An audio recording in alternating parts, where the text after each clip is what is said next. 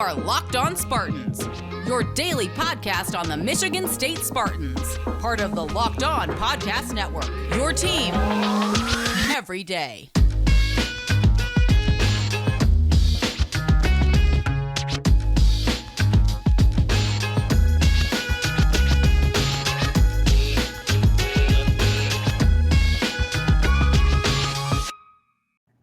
Hello, the best people in the world. Of course, I'm talking about you. Yes, you listeners and viewers of Locked On Spartans. I hope you had the best Memorial Day weekend in the world. I know I had a pretty good one. Didn't really actually do anything, which was awesome. Just to sit at home, see some family, see some friends, golf a little bit, throw my back out on the very first hole of the round. That was awesome. But yeah, hopefully you had a great one as well. And if you were in Michigan, God, I hope you enjoyed the scorching hot temperatures that are now finally starting to roll in here, as it's starting to feel like summer around these parts. Even though it is the summer, we've got a lot going on at Michigan State, or ironically, not a lot in the basketball program. And of course, I mean the assistant coaching, that third role has yet to be filled. We'll hit on that in segment 2. Am I worried about that, as it's almost been 2 months since that third vacancy on the bench has been opened? I'm actually not, but we'll hold off on that till segment 2. Segment 3, we got a lot of hypotheticals going on. Of course, head up the mailbag at lockedonspartans@gmail.com.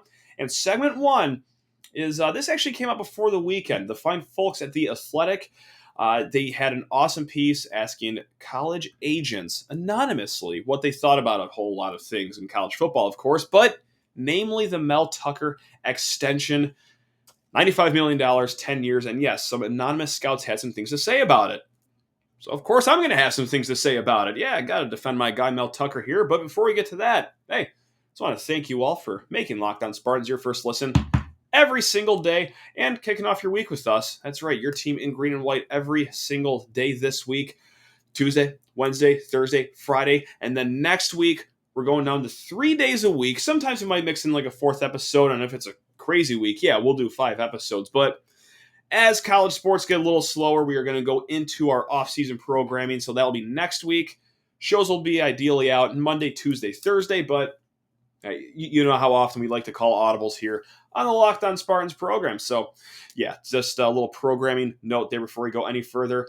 And before we dive into anything else, hey, please rate, review, and subscribe to the podcast. If you're listening on YouTube, smash that subscribe button, comment below, and also, I do read these comments. Last week, I was battling a brutal cold, and actually, Curtis Johnson very nicely commented, hoping that I get better soon. So thank you very much, Curtis. I do feel a lot better.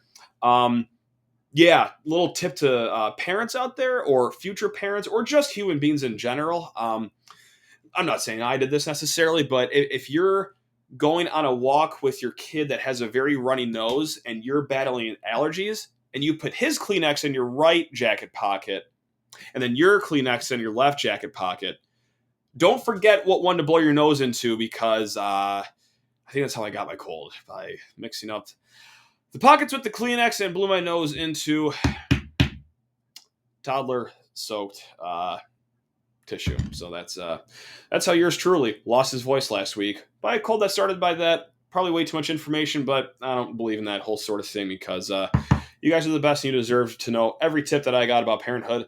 Keep your Kleenex under control. All right, let's get into things you actually care about. And that's Mel Tucker and what college agents feel about his extension. The Athletic, you know them. They're an incredible sports outlet. Yes, you got to pay for the subscription, but boy, howdy, do you get what you pay for. They do tremendous work day in and day out, whether it's our guy Colton Pouncey, Nick Baumgartner does fantastic work for Michigan State as well when he's covering the Spartans during football season.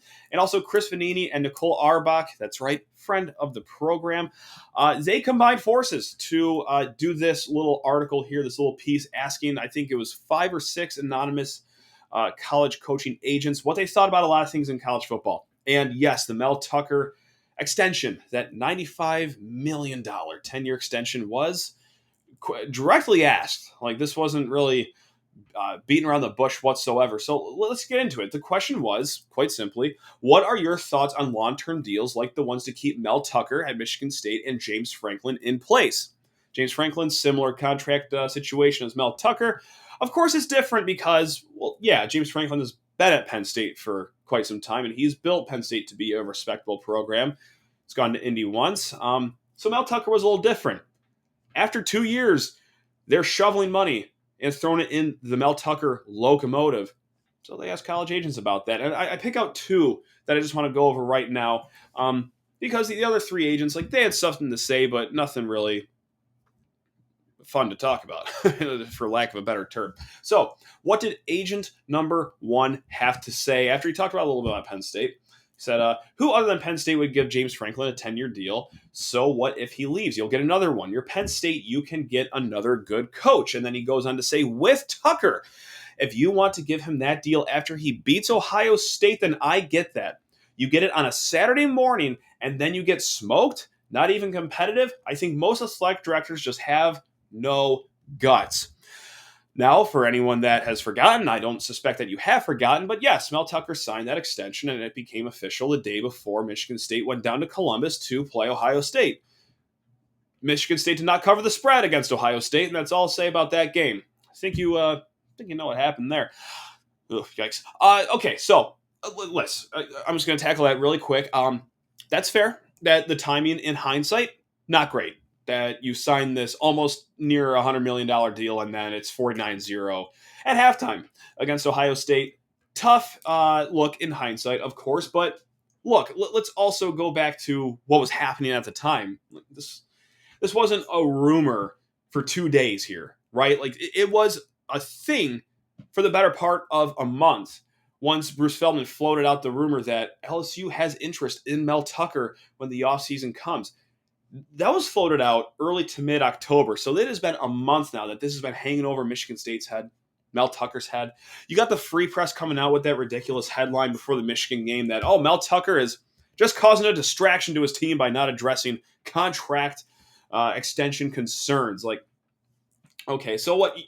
You want to prolong this? You want to keep going as we're getting closer and closer to the offseason? Like, no. Yes, the timing of it before the Ohio State game wasn't ideal, but in the grand scheme of things, after a month of it being a thing, it made sense. Yeah, like, that's just the way the world works now. You want to keep your guy? Don't let him go in the offseason without a nice little extension that he kind of deserves. And let's go to agent number two here before I make more of my grand point here. So agent number two says, Mel's got a great situation. I can go 8-4 every 3 years and not worry about getting fired. That's the greatest effing job in the world. It's really becoming irresponsible. I get that people say agents are the reason for this, but the fact administrators would do this shows how foolish they are. They're spending TV money they don't even have. Okay, the TV money is going to come soon enough. I don't care about that. Okay, I do care about that part of his little comment there, but the one I really want to hone in on is I'm actually confused. Like, I can go 8-4 every 3 years and not worry about getting fired. So I have a legitimate question. Like, is he saying that 8-4, like, that you can go 8-4 as your best every 3 years? Like, you go 6-6, 6-6, 8-4, and he thinks that the people paying his contract would be happy with that? Spartan fans would be happy with that? Players would be happy with that? Or is he saying that, like, you can go 8-4 every 3 seasons? Like, okay, you go 10-2, 11-1, then 8-4. I don't think that's what he means. I'm sensing, listen, hey, college coaching agents, they're in the business. I'm sure they know what they're talking about, but this seems a little delusional. Does it not? Like, I don't think Michigan State is paying this guy $9.5 million over the next 10 years every year to go 8-4. Like, that seems a little misguided. This seems like an agent that really doesn't handle new money teams popping up, like teams like Clemson, for example, that just rose to national prominence, or even before that, Oregon coming out of nowhere and rising to national prominence. This seems like an agent that would be just punching the air as he watched Michigan State go 11-2 with Mel Tucker's, yes, second least talented roster he will have here at Michigan State. So let's get into why this is probably a good idea. Yeah, awesome. The Athletic asked a bunch of college agents their opinions. Would you like to hear a lowly podcaster's opinion on this? Sure you would. I think agent number two is a little, and by a little, I mean a lot of off base here. No, if you go 8-4 every third season and you're going 6-6, like, no, you're not getting paid almost $100 million to just go to the Music City Bowl and have recruiting classes rank in, the lower 30s or the upper 20s. Like, no.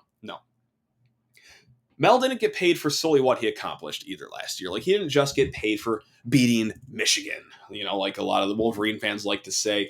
And honestly, what he did last year probably wasn't even half of what contributed to his deal. What it is everything behind the scenes, which I think takes up the bigger part of the pie chart.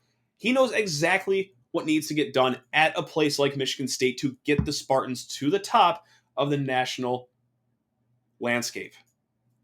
Roster turnover right off the bat. Okay, he walked in and used the transfer portal brilliantly, whether that was ushering kids into the transfer portal, and it's dirty, but you know what? Hey, he's a guy that has no problem doing that, and that's how the world is now these days in college football. It ain't pretty, but it's what you got to do. And not only did he usher kids out, but he brought kids in. Instant impact kids. Beat out some other top programs for these kids as well. Marketing this program as good as anyone possibly can, whether it be on social media, former players getting buy-in from Mel Tucker, and also, donors. Yeah, he's great with the donors as well. He was great with the donors before he even showed up to Michigan State. Of course, the old adage at Colorado is that he was doing a donor event when he already knew that he was coming to Michigan State. This guy's so relentless at working donors that he knew he was going to be coming to East Lansing, and he was still trying to bilk the donors in Boulder, Colorado for their thousands or millions or hundreds, whatever they have down there. I don't know. The guy is great at every single facet of college coaching, and he knows what to do, and that's by his experience everywhere, from the Big Ten to the NFL to the SEC at top-tier programs. And last but not least, he's getting paid because he knows how to get this turnaround on the field, and that is with recruiting. Look, this month in June, MSU is set to have at least 7 5-stars visit campus this month. No, that doesn't mean that all 7 are going to sign, or even that one of the 7 are going to sign. But when's the last time more than 3 took a visit in the summer in a single offseason? I don't think it was ever. So yes, recruiting has been booming. You got a smattering of 4-stars coming out here. And speaking of 4-stars, MSU had as many 4-stars in the 2022 class as the last 3 classes of the D'Antonio era combined. Look, Michigan State has this new renovated football facility going up in a year or two. They are flipping the keys to that Ferrari to a stunt driver. This is a big investment Michigan State is making in football. Not even the contract I'm talking about. I'm talking about all the resources around it, the new football center. They know that they have the guy to drive this forward. They're not flipping the keys of this Ferrari to some guy whose only driving experience is going on 696 to and from his 9-to-5 job Monday through Friday. No. Mel Tucker is a race car driver. He knows what he's doing. He's got to get the engine humming. He knows what it takes to get the engine humming. And let's say it doesn't work. Okay, at least he went for it. At least he went for it with a guy that knows the emphasis of recruiting, knows how to market, knows how to work the right people. Then just riding the Brett Bielema train or whoever the hell else you're going to get other than Mel Tucker in the offseason? No. Yeah, it was a lot of money, $95 million, but you are worth what people think you are worth, and the fine, lovely, generous donors of Michigan State think that Mel Tucker is worth almost $100 million, and I think he is too. Listen, just like I said, he just went 11-2 and won a New Year's Six bowl game with his second least talented roster he will ever have at Michigan State. That's not hyperbole. Just wait until all these recruits become upperclassmen, these 4-stars, hey, maybe 5-stars, blossom into the players that they are projected to be. Okay, all right, now we're cooking. So yeah, no one will on that first segment there, but hey, agents, I respect your opinions, except you, agent number 2. I think that was ludicrous, ridiculous. And hey, I'd love to have Chris or Nicole on the podcast here in the future. I'll try to reach out to them here to see if they want to add even more insight to this. But yeah, until then, hey, check them out, theathletic.com. You know all their work. It's just fantastic what they do. And we're going to be getting into a little bit of basketball talk here in a hot segment. First, I just got to talk to you lovely people about betonline.net. Woo! We got some excitement coming up this week. We got to wait all the way till Thursday for some NBA playoff finals. But you know what? In the meantime, check out betonline.net and all their lines. You can get Draymond Green Finals MVP at 22-1 at betonline.net. Throw a shekel on that, throw $1 on that, you win $22. Bada boom, bada bing. How bad can that be? Guys, you've heard us talk about betonline.net forever, and for a good reason. They are your number one source for all your sports betting needs and info. Find all the latest odds, news, sports developments, including this year's basketball playoffs, Major League Baseball scores, fights, and even next season's NFL futures at BetOnline. It's your continued source for all your sports wagering information from live betting, playoffs, esports, and more. So head to their lovely, lovely website today. Use your mobile device. Learn more about the trends in action at BetOnline. That's where the game starts. And before we dive headfirst into some Michigan State basketball talk, hey, just want to thank you for making Locked On Spartans your first listen. Now, for your next listen, check out the Locked On Sports Today podcast. It's the biggest stories of the day, instant reactions, big game recaps, and the take of the day. It's available on the Odyssey app, YouTube, and wherever you lovely folks get your podcasts. All right, let's dive into what's going on inside the Michigan State basketball program and their assistant coaching role that has been open for almost 2 straight months. Okay. Yikes. Actually, no, not really. Not yikes. I'm not too worried about it. And listen, the big news, I guess, for Michigan State basketball would be that Maurice Joseph joined Butler's staff. Yes, Thad Matta filled out his staff, his whole staff actually, faster than Tom Izzo replaced a single assistant coach.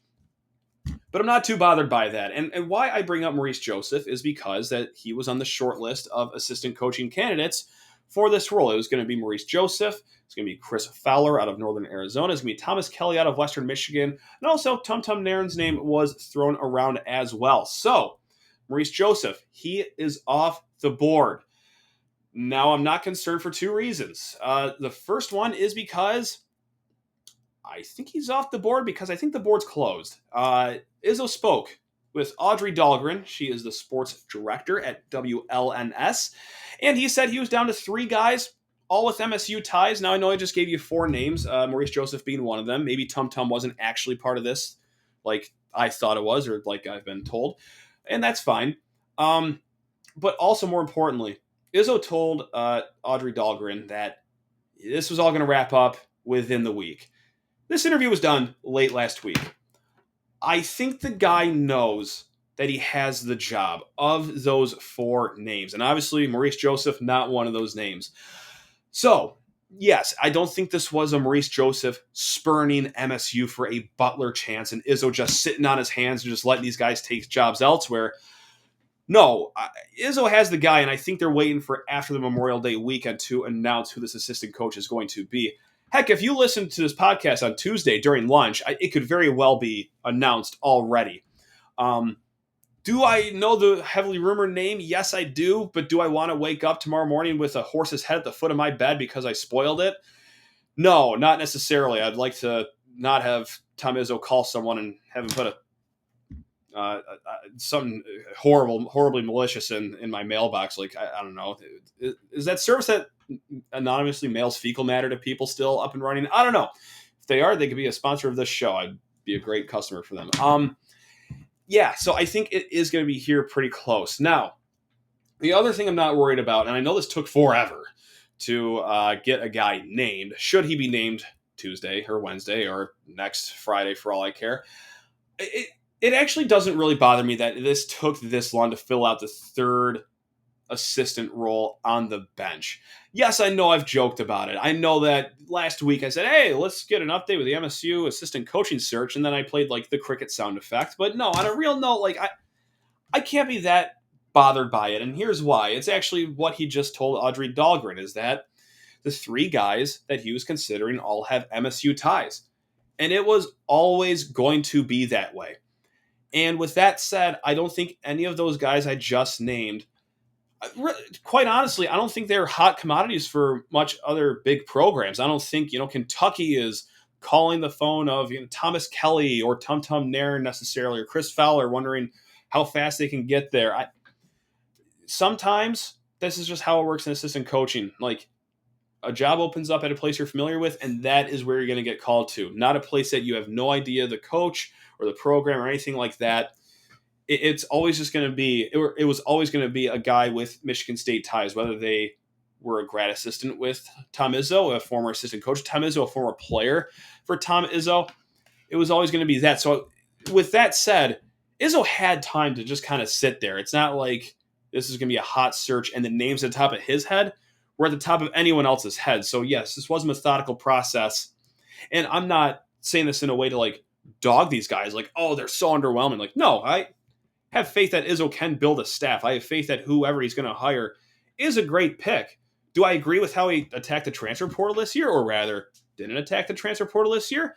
No, of course not. But at the end of the day, he knows a lot more about basketball than I do. And with that said, I think building a coaching staff is a lot better than building a basketball roster. And yeah, taking his time doesn't really bother me. I understand if it bothered you.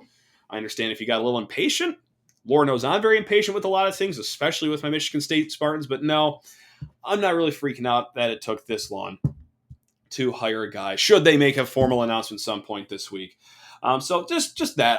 Hey, I know I've been a little sour on Michigan State hoops this offseason, but I just wanted to lend some optimism, some comfort maybe? I don't know if you want to call it that, but some comfort around the whole assistant coaching search. So there's that. And hey, before we get into the third and final segment, one time for our guy Draymond Green, of course, playing in the NBA Finals with the Dubs, the Golden State Warriors.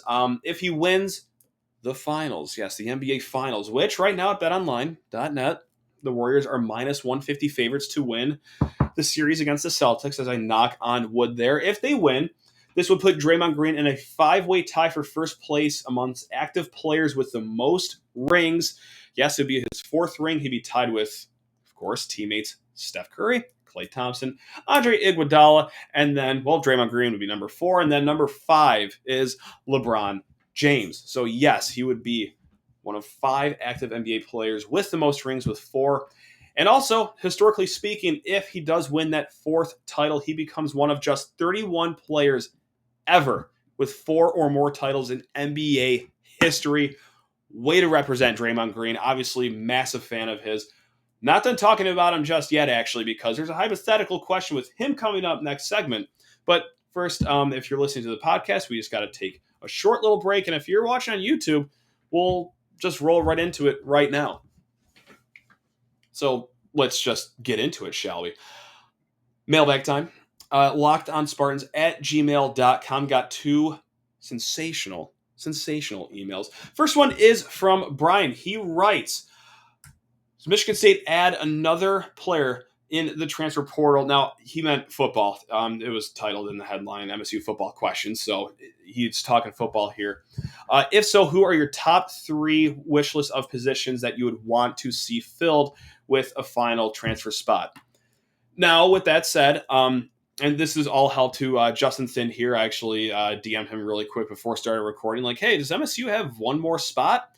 And he reminded me that 85 threshold is immediate. Like, all that you have to do is just get your number below 85 total players. It doesn't have anything to do with, incoming freshmen or transfers, yada, yada, yada. I forgot that was for this year. So thank you, Justin Thind of 24/7 Sports, who will hopefully join us sometime next week or this week to clarify that before I dive into this. With that said, Michigan State is still a little bit away from going under 85. So this is a hypothetical answer to the question, because I actually don't think they will be adding another player in the portal. If they do, they're going to have to say goodbye to a few more players. And since it's after May 1st, the deadline to guarantee yourself eligibility for next season, that's going to be pretty difficult. But hey, it's the offseason. It's a mailbag question. We're here to play along. What are the top 3 positions I'd love to still see filled in the transfer portal? I don't know how I can go with any other position other than offensive tackle for number 1. You have Spencer Brown at right tackle. That's awesome. You have Jarrett Horse at left tackle. That's great. And then behind them, it is unproven guys. It is Ethan Boyd, who I'm sure will be a fantastic player one day. Of course, he could be a fantastic player right now for all I care. It's just, and I sound like a broken record player whenever we talk about this. It's just my biggest angst in the world is just unproven players, especially in the trenches right there. Hey, maybe I'll be pleasantly surprised if something terrible happens, like an injury to the starters happens, and then Ethan Boyd comes in and he just wrecks shop. He's just unbelievable. That'd be great, awesome. But if we can get a transfer that has a few years under his belt already, some reps, some live game reps, some starts, if we're getting nuts. I don't know how many transfers out there still have just starts at offensive tackle, because it's probably slim pickings at this point, but still, I would love to add a depth piece to the offensive line right there. Number 2, why not defensive tackle or defensive end? That's always fun. So I think anytime that you can get just more trench players in general is not a bad play. And then last but not least, anyone in the defensive backfield for number 3, whether it's another cornerback. Yes, I'm feeling, I don't want to say optimistic and like get people's hopes up that we're going to have this top 15 defense all of a sudden, or pass defense all of a sudden, but like it's going to be better than last year, I think, with the experience coming back, the way that those guys were trajecting before they got injured, and also, hey, Amir Speed too. That's a lot of fun as well. But let's say that it still is a little rocky. Would I like a little bit more competition in the defensive backfield room? Yeah, I don't see how you ever say no to that or how that would ever hurt you as a team. So yeah, it's number 1, offensive line, specifically offensive tackle. Number 2, defensive tackle. Yeah, why not? That'd be fun. And then number 3, defensive backfield. But all in all, hey, even if this is the end for Michigan State's transfer portal season, bang up job, I would say. Bang up job. They added a lot of great pieces at a lot of position groups that needed great pieces. So, hey, let's let it rip. God, I cannot wait for the season. Let's go. God, September 2nd cannot get here fast enough. And last but not least, let's end the show on this great hypothetical from JD, who writes in, Memorial Day got me thinking of this hypothetical. You are in a boat on a lake, and Mel Tucker, Tom Izzo, Draymond Green are joining you for a day. I'm holding up 4 fingers on YouTube because this is going to be a 4-person question. And you can play along at home, of course. One person is tasked with driving. One person is tasked with food/drink/ etc. One person is in charge of music, and the 4th person chills. How are you divvying this out? Okay, that's a lot of pressure, first and foremost. I don't want the music. I actually have written down in front of me, music. And as I'm talking right now, a light bulb just went off my head that no, that's actually a horrible idea, because I know no matter what I play, someone on that boat is going to hate it, and they will let me know about it. I'll try to play everything. I'll try to play to everyone's crowd. I'll play some Italian accordion music for Izzo. I'll try to play some recent stuff for Draymond. But when I'm playing Draymond's music, Izzo's going to say something. When I'm playing Izzo's music, Draymond's going to say something. Mel Tucker, he's a wild card. I don't know if he's ever going to say anything to me, for crying out loud. But still, music, maybe not for me, actually. So we're actually going to put Draymond Green for music. We're going to put Draymond Green for music. I'll drive. I'll keep it at a nice, cool pace. I will get distracted. It will be erratic out there, but I'll drive. I have no boat driving experience whatsoever. Never in my life have I touched a steering wheel of a boat, if that's even what they call them on boats. That's how little I know about that. But I'll drive, because I'm going to need Mel Tucker to do food, drink, etc. And the etc. fascinates me because I'll do my annual cigar smoking on that boat probably, and I know he'll bring the good stuff. Probably get 5 puffs in and then just start coughing all over the place, and then I just get weird looks from all 3 of them, like, how'd this guy even make it on the boat in the first place? Who invited him? Why is he even here? We would be having a great time if it wasn't for this guy. And then, so that means fourth and foremost, Tom Izzo gets to just chill. He gets to hang out.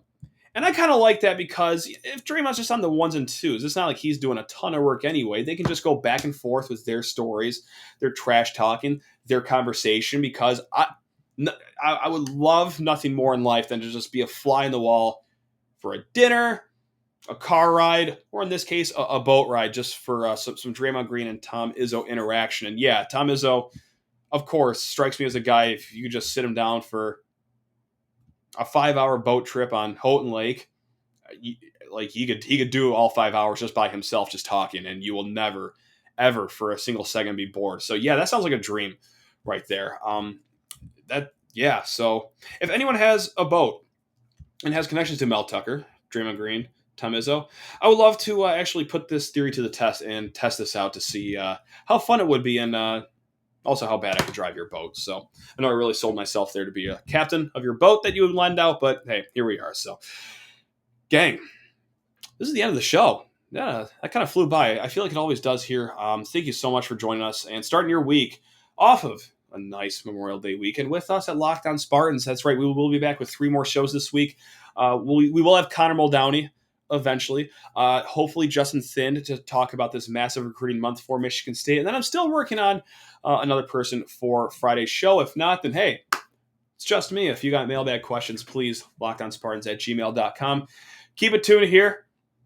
Whenever there's news, we're going to break it for you. We're going to break it down, whether it's a recruit, whether it's an assistant coaching, a basketball hiring. Oh, that'd be fun. Yeah, keep it tuned here to Locked On Spartans. And thank us again, for the probably 15th time I'm saying this, for making us your first listen every single day. Now go make Locked On Big Ten your second listen. That's with my guy, Nate Dickinson. Brings you up to speed on everything around the conference. He does a great job there. You want to stay learned on the Big Ten? Locked On Big Ten with Nate Dickinson. Just like this show, it's free and available where you find folks get your podcast. Love you all. Go Green.